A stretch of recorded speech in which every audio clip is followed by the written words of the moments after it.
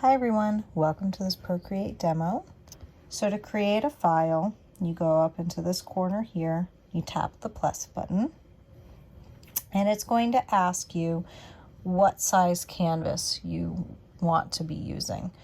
Typically speaking, you want to use the highest pixel count that you can for the ability that you have in your iPad and for how many layers that you want to be doing.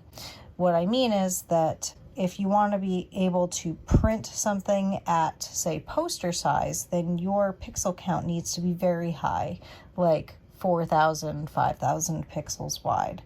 If you are only planning on printing this out book size, for instance, then you could get away with more like the screen size, which is this. Let me get back to that. Which is 2048 pixels by 1536 pixels. Now that is the size of my iPad screen. Your iPad screen might be a little bigger or smaller than mine.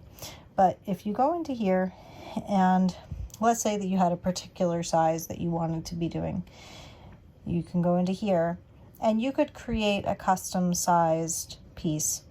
And if you notice here, this is your DPI, that's what I'm talking about.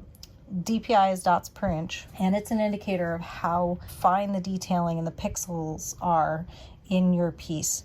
The higher this count, the larger you're going to be able to have good quality prints. Typically 300 is a good number for your DPI for most print applications. Anything lower than that and your resolution is not going to be great.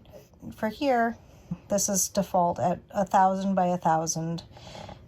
And my maximum layers is 197. That's a ton of layers. You're typically not going to need that many layers. But let's see what happens when I change this to 3,000 layers. Now you see that my maximum number of layers has dropped down to 63. And that's still a reasonable amount to work with. Let's see if I change this to 5,000. Now I've only got 9 layers. So you can see how quickly your pixel count of the size of the canvas can affect how many maximum layers you'll have. In this gallery view here, you can reorder your pieces. You tap and hold, you can move them around like so. You can put them in different orders like that. Now, if you have a bunch of pieces that are all in the same style or for the same group, like if you are working on a collection, then you could group these together. So the way that you do that is to create stacks.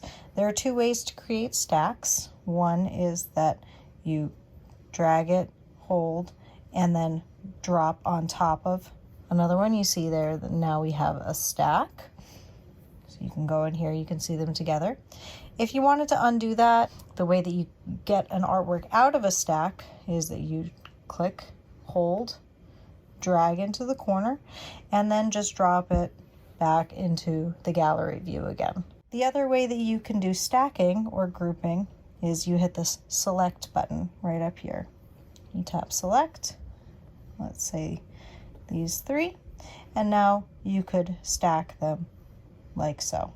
The other thing that you can do from this view is, again, going into select, you could preview things, share them, duplicate them, or delete them. Preview is how you can see your artwork without having to actually go into the file. Another way to preview is you tap and zoom out like that, and again, you can swipe through your different artworks. And then to get out of preview mode, you hit this X button right up here. The other really important thing you can do from this view is you can rename your pieces. So you can go into here, you tap on it, you would rename it, and then hit the word done.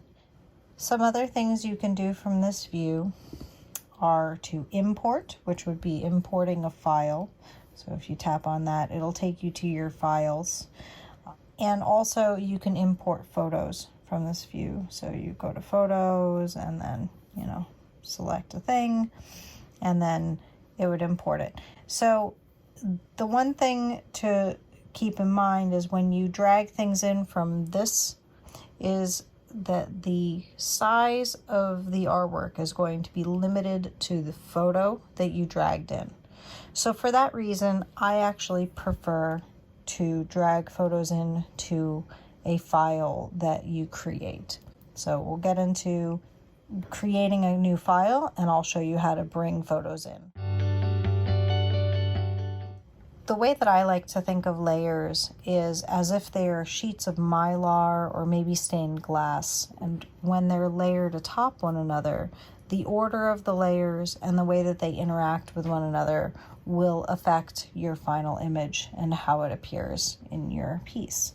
So the way to create a new layer, and look at the layers, is you tap right on here and you see that I've got a background color and then layer number 1. And by default, the background color is white, but if you prefer to have like a tinted canvas to work with, you could go into here and you can change your background color. I'll talk a lot more about color later, but let's say hypothetically you wanted to start with like a nice blue color. And then you click done, and now your background is that blue color. If you wanted to create a new layer, you would tap that here. If you wanted to delete a layer, you swipe to the right. You can see delete. You can also see duplicate, and you can see lock. So locking a layer will make it so that you cannot change it by accident. You can't accidentally draw on it or delete it or duplicate it or do any other effects on it.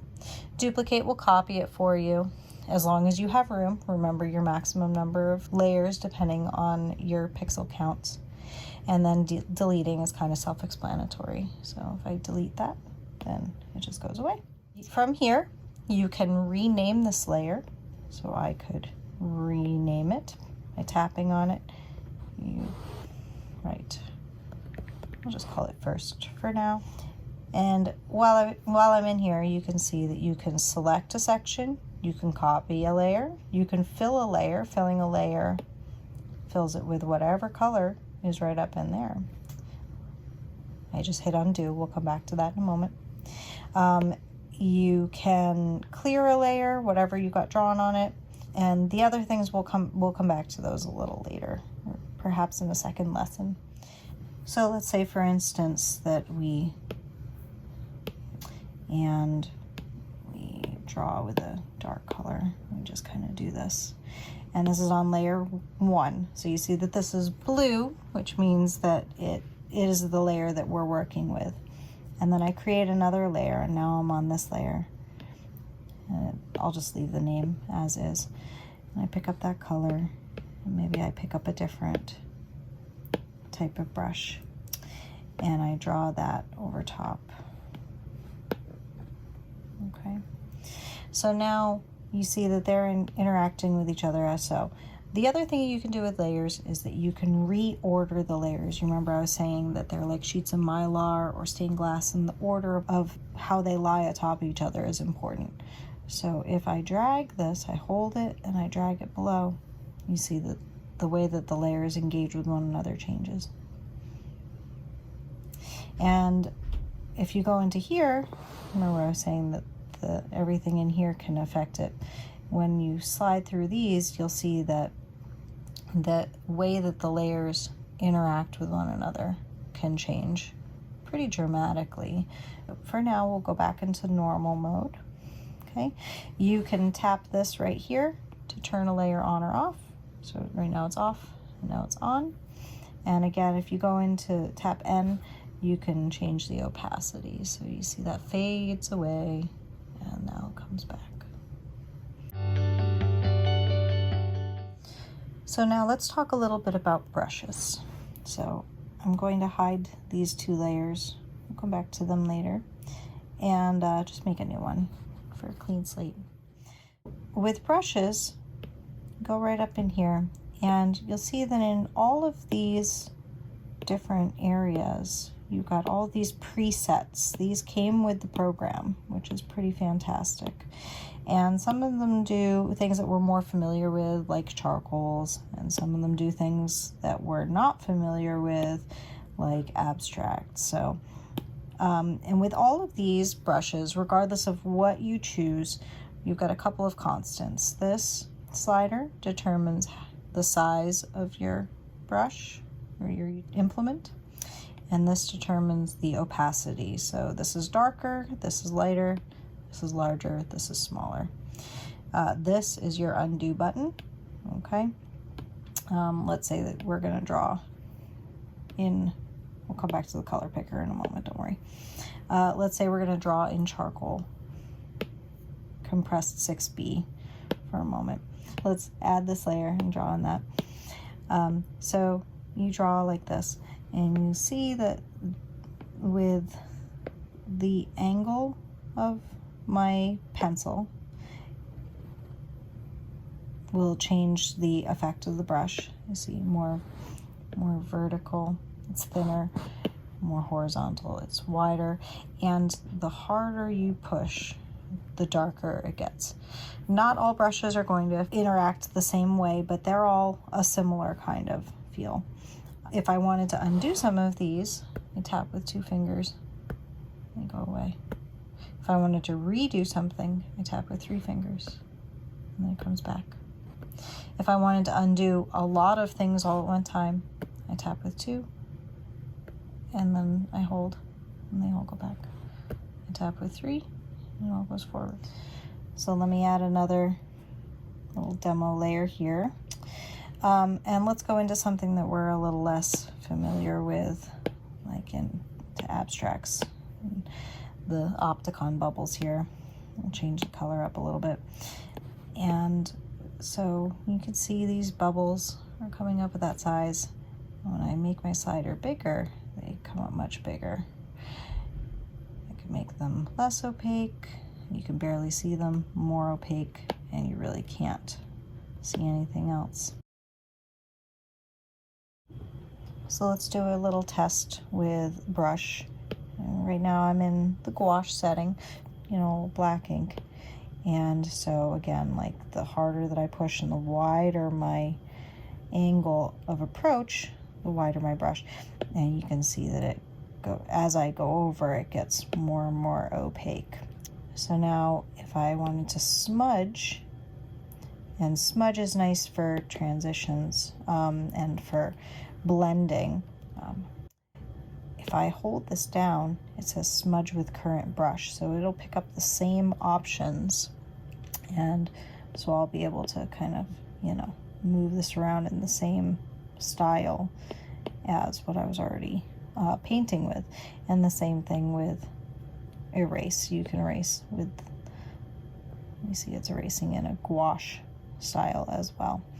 So as you can see, there's tons and tons of options in these brush palettes here, these selections. So it can be a little confusing to try to find ones that you love. So that's why the favorites area is great. You can create a brush library. Right up here, you drag down, and so I've got my favorites already picked out. And the way to get a brush in there is, let's say that I really loved gouache. I just drag it, I bring it over, and then I drop it right in to favorites. And you can see those are my other favorites. So this makes it so that it's a little bit easier to find the things that you like best. You see there's gouache in my favorites now. If I wanted to draw, let's say, a beautiful square, and I just draw it by myself, freehand, it doesn't come out so great.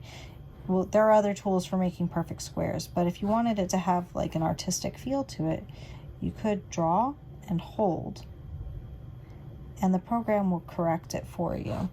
So if you draw a line, you hold down, then it makes a beautiful straight line.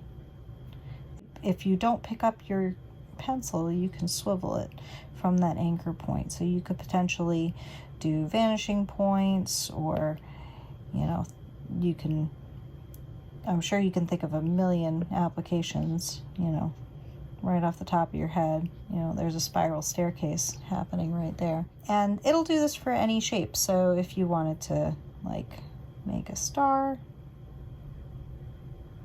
and you wanted to make it bigger. You just kind of pull in to make it smaller, pull out to make it larger.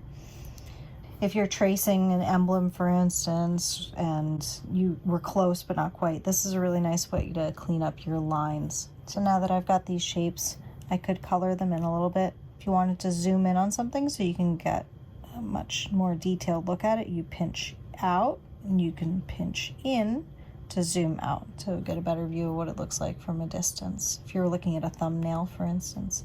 So let's say I wanted to fill in this square a little bit, like some scribbling.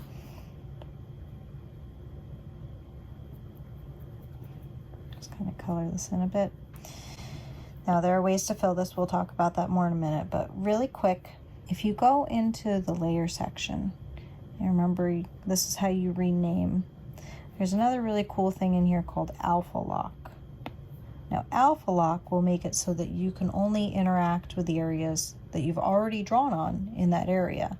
So it'll keep your second and third go rounds nice and clean and crisp if you're very happy with the outline that you've drawn. So the way that you can tell that it's in Alpha Lock mode is through this checkerboard pattern. To turn it off, you go back in there again. So if I turn on Alpha Lock, let's say I pick up a different color here, something you can see, and a different texture, oceans. And now I draw on this. You see that it goes only to the border and then it stops. So this is a nice way to be able to add texture or shadow wherein you're already happy with the outline. This is really great for graphic design applications, logos, that kind of thing, where you're trying to keep with the confines that you've already established. Okay, so let's talk a little more about this color picker tool. I keep going back to it. I haven't explained it much yet. So the color picker tool is right up here. Now you can see that by default in mine, it comes up as the disc mode. So from here you can swivel around and pick your base color. And then you can see inside here you've got this sphere. And the sphere right in the center is kind of neutral. To the left is least saturated. To the right is most saturated. Up is the brightest and down is darkest. You've got multiple points on here where if you double tap, it'll put you at the most pristine of that particular quadrant. There's 9 points, 1, 2, 3, 4, 5, 6, 7, 8, 9. So if I tap in the middle, that's the most neutral, most centered version of this particular color. If I tap in this corner, I go to pure white. If I go to this corner, I get saturated black, desaturated black, and most saturated orange. This is a neutral gray at that tone, and most saturated dark orange at that tone. The other options that you see down here are classic mode. So in here you've got a couple of slider options, same as the exterior disc. This is where you swivel to find your color that you're working with. This is saturation. This is lightness and darkness. Then we have harmony, which is interesting. This is complementary colors. You can go into different modes. I'm not going to explain this right now, but pretty much when you move colors, it will show you in this mode, the complementary color to that. So, you know, you've got this green one and this purple one are complementary to one another. So this is nice if you're somebody who works in a lot of color theory and you wanted to be working with complementary colors for shadowing, that kind of thing. Then in here we've got values, where it's all sliders representing the same things, and right here you got hexadecimal. So if you have a particular color that you're trying to match for a graphic design project or a logo design, then you could go ahead right in here and you can type it in. And again, you can, you know, change your color. You can do saturated, desaturated, brightness, darkness, and then here you can tweak the RGB tonality, so you can make something a little bit more orange or a little more green, a little more purple, etc. You can kind of tweak that up and down. And then in this section we have palettes. So in palettes, The program comes with a number of palettes: Campfire, Flourish. These are color combinations that are established to work pretty nicely together. And you can create a new palette pretty easily. You go right up in here and you tap and you say create a new palette. And then from here, if you really like this color that you've got, whatever's in this color picker here is what it's waiting for you to use. So if I tap right here, then it'll pull that color up. And then I could change my color, tap again. So let's say I pick up that, I tap here. And same with everything else, you can reorder these around, you can drag them, reorder them. The other cool thing that you can do is something called palette from image. So if you have a photo that you wanted to work from, you can go in here, let's pick up my little guy here, and just from that photo, it pulled all of those colors right out of that camera roll image. So if you're trying to emulate a photo that you love, you can do that and it'll have your major colors right in your palette. Another really powerful thing that you can do with colors is if you love a color that you already have on your page, you can select with an eyedropper tool. So you literally just tap on the screen and hold, and it will transform your color picker to whatever color it is in that particular pixel. If you're having trouble picking it from a distance, you can zoom all the way in. So if I just hold down, it's going to pick that color. If I hold down there, it picks that color. Hold down there, picks that color. Now, there's another tool that we could use called the selection tool right up here. So in this, you've got a couple options. You got automatic, freehand, rectangle, and ellipse. Starting with ellipse, let's draw a little ellipse, whatever shape you want. You see those marching ants, might be a little hard to tell. But once you got an area selected, you can see those, all these lines show you what is not being selected. Anything inside there is what is being selected. We got our color picker, just do any color. And let's say that I wanted to fill that area. I could just tap color fill and it fills that with a beautiful shape.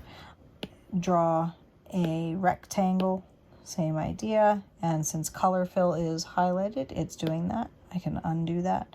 Now, here's a cool thing called feather. So I can feather, which means I can soften the edge of the shape that I'm creating. So if I feather that area, you can see the less feathered, the more hard the edge. Medium feathering, more feathering, now you can hardly see it. So you can soften edges of an object. The other ways that you can use this are freehand. So freehand, you can draw like a little shape. And let's say that you wanted to copy and paste this, like you really liked the shape and you wanted to play around with it. You can copy paste this, and now it's put that on its own little layer. Now that that's on its own layer, you could potentially mess around with this. Remember, we've got all these different options over here. So you can do all of these things, put now on the alpha lock on that area, and you could then draw on it with a different color. So you can see that it's only interacting with that shape because of alpha lock. So now let's hide that little shape. I'll zoom in a moment. I'm going to make sure that I'm on the layer with these little shapes here. And so let's go back into here. So I'm on the freehand mode. I'm in add. You see none of these other things are highlighted. So I'm in adding mode. So let's say I make another little shape. But let's say that this time I'm not really happy with it. So then I'm going to add a little bit more and then tap the circle. And you can kind of see that now the area includes that little kind of thing that I added. Now, let's say that I wanted to adapt that shape. I can hit remove. Now I'm going to get rid of that. And I tap circle again. You see it removed the selection there. So let's color fill this. And so you can really see the contrast. So now we're going to add that and tap it. And let's say that I wanted to remove this section over here. I can remove it. And then that's the shape. So then when I get out of this, that's the shape that we're left with. So now let's say that I wanted to color in everything except for this area here. I hit this little button here called invert, and it'll select the opposite. So if I did that, invert. So now everything else is color filled. And so this is something to play with. It's, if you wanted to reset, you hit clear, you just hit the button again, it gets you out of it. So it's pretty fun. It's it takes a little practice to get accustomed to toggling things on and toggling them off, but it is pretty cool for multiple options. The last part of the selection tool that I want to show you, you can see better in a more detailed image. So if I pick up the selection tool, you can see that I'm in automatic mode here. You can see that I'm on my color layer. So I've got all these different layers, backgrounds, outlines, etc.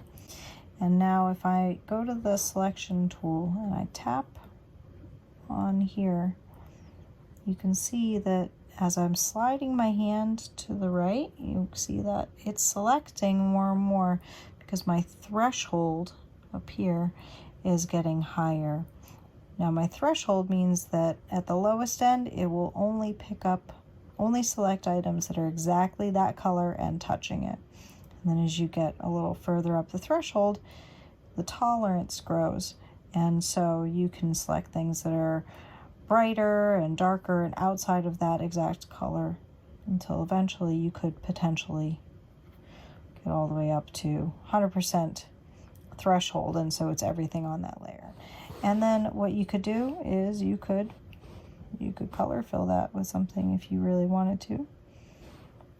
So now I've colored everything that was that threshold. So this is a really cool little way to do things like changing your highlights or your lowlights if you wanted them all to change in color. It's just a really fun way to quickly play around with different colors. And if you're not happy with something, again, you just double tap, 2 fingers, undo, undo, undo. So one thing to keep in mind, it's good to know, is that you can hit undo as many times as you want from the time that you entered the project. So now that I've gone all the way back and this is now faded out, I cannot undo any more times. When I go into the gallery, I no longer can go backwards or undo beyond this status. So if you're not sure if you're happy with something, don't get out of it until you get it back to a state that you're comfortable with. Because once you leave this and go to the gallery and try to come back, you won't be able to revert any further than this state. So from here, let's talk a little bit about the transform tool, which is right up here. So with my transform tool, I could reshape this layer.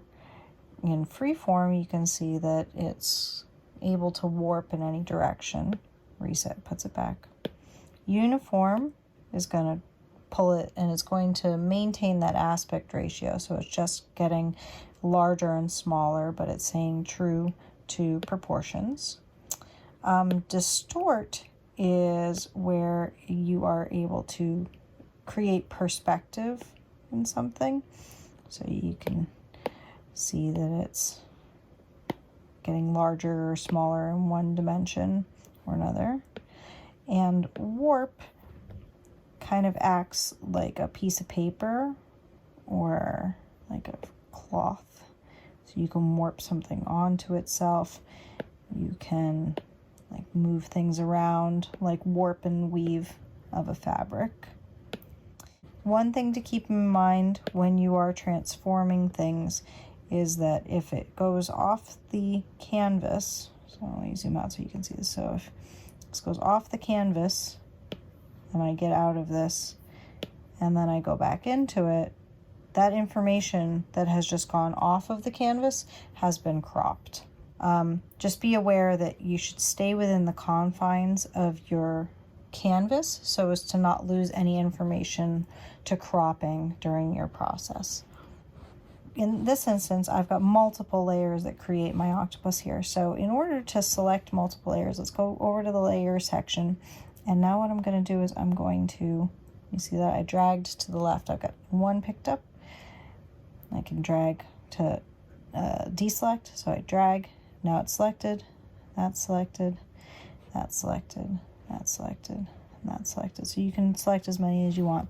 So now I go back to my transform tool, and now when I size it, now it moves the entirety of that with it. So you don't have to size one at a time. And again, you can do any of those things. So to size, you can distort, you can warp, you know, whatever you want to do. Other things that I can do with the transform tool are select these again so you can see more easily. So I could flip him horizontal, vertical, rotate at 45-degree increments. You can fit to screen. He's already fit to screen. And in the advanced mesh mode here for warping, you can really do some fine nuance with how you move particular sections around. This is kind of interesting if you are trying to like form fit, hypothetically, like a shirt or a tattoo onto a character. You know, you're trying to fit one graphic element onto a physical space. That's an interesting way to go about it. So for the next tool that we're going to look at, we're going to go right here, and this is the adjustment section. So I'm going to see that I'm on my color layer here. And when you go in here, you can see that you can either work on an entire layer or a pencil. Now, if you wanted to work on a layer, it's only going to do one layer at a time. So you can't have multiple selected unless you group them. We'll talk about that more during class. Or you can do it during the pencil section. So let's do for layer here. So I've got my color layer selected, and I can right along here, you see that just using my slider, I can change the color, I can change the saturation, I can change the brightness. You see the fascinating contrast that happens there. I can go into my color balance, and similarly here, you use your sliders and it'll just adjust various wavelengths. So you're moving more towards blue or red, etc., etc. You can curves is another section for this, where you're using this chart to kind of tweak things, and you can use it with a lot more nuance than I'm showing here, but you can see you can do some really wild things if you're excited about just color experimentation. And you can use these different spectrums as your base point. You can do gradients. It's fun to play with. We'll get into that more another day. And then you've got things like Gaussian blur, which the more you use, again, like you see the threshold, you slide to the right, it moves my threshold up higher. The higher up this goes, the more blurry your layer is, and the lower down it is, the crisper your layer is. So you can make an entire layer look a little bit fuzzy. If I go to another layer, I can show a little more clearly. Something like motion blur. You see my outline looks as though it's been moved a little bit. So that's kind of fun. And then you've got a couple of other ones here. I'm not going to really go through the whole thing right now, but you can use liquefy to do all sorts of really fun things here. So you can like twirl things in space. You can expand, so it can make it look like you're, heating wax or blowing up a balloon. You can reconstruct it back the way that it was. All sorts of fun things. The last section I'm going to go over today is the actions area. So in here, this is where you can add in various things to your canvas. So you can add a file, you can insert a photo. You might recall that from the beginning, you could insert a photo right into the gallery, but it's limited to the constraints of the photo that you're using. So if you insert a photo from here, let's go to another one. So we'll go into here. So from here, if you insert a photo, again, I'll bring my little guy in here. There he is. And you can pinch in to zoom that out, zoom it in. And again, you can do all these things. You can, freeform it, you can distort it, you could warp it, etc., etc. Another cool thing that you can do in this section is add text.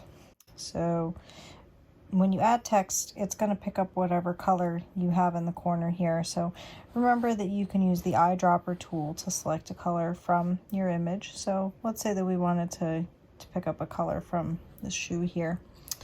Then you go in there, you say add text, and there it is coming up. And now if we tap on it, double tap on it, you can see that all the attributes come up. So we can move this to the center. We can change the font, whatever. We can make it bold. We can adjust the kerning so the letters are further apart or tighter together. You can adjust the placement. Anything that you can do in any other text widget, you can do in here. One thing that I forgot to mention in this section, I'm going to go over real quick, is the clone tool, which is really fun. If you're familiar with Photoshop, then this will be a bit familiar to you as the rubber stamp tool. So let's say that I'm on my photo layer. I go to clone. And you see this here, this is your source area. So let's say I put it on my shoe here. I pick up my brush. And now when I draw with my brush, it's going to make an exact duplicate of what I'm drawing. And so this is handy for things like if you wanted to correct a photo, or you wanted to extend something, make an outline a little bit larger or a little bit smaller than it was before. If you wanted to do photo retouching, all that sort of stuff. So that is one neat little tool that you can use as well. Moving on to the next section, you can crop and resize your canvas. So you can change your sizing. You can go into settings. You can change your pixel size. It'll resize it for you. You can rotate it a little bit if you wanted. All that stuff. You can hit reset. It'll tell you how many layers you have available, etc., etc. in there. I'm not going to get into Animation Assistant Drawing Guide right now, but you can flip your canvas horizontally, you can flip it vertically, you can look at your information. It'll tell you, how many layers you're at, what your color profile, video settings, statistics. You can share. So the main formats that you would share from here would be a Procreate file, a PSD, which is a Photoshop file, or a JPEG.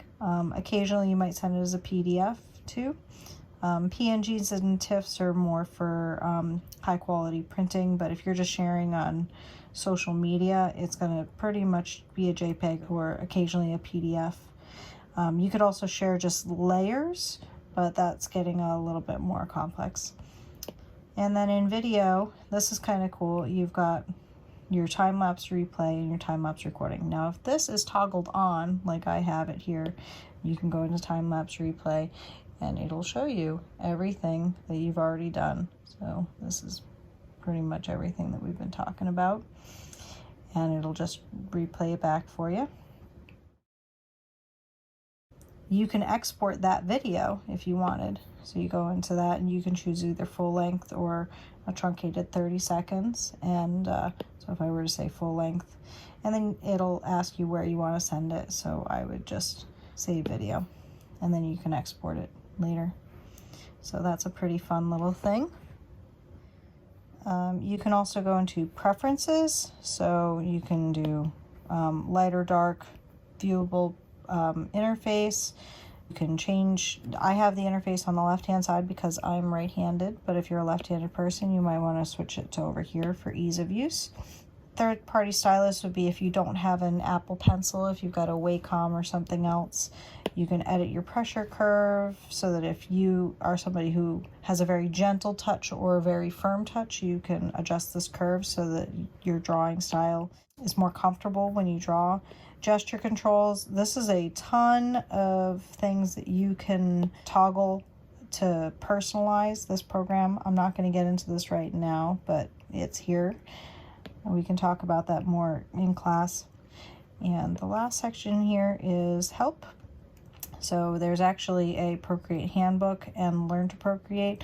So there are things that you can see in the program if we didn't go over here, if you need more clarification, or if you're not able to take the class. There's customer support, portfolio, leave a review. That's about it for this tutorial, and I hope you learned a lot, and I hope we'll see you in class. Thanks a lot.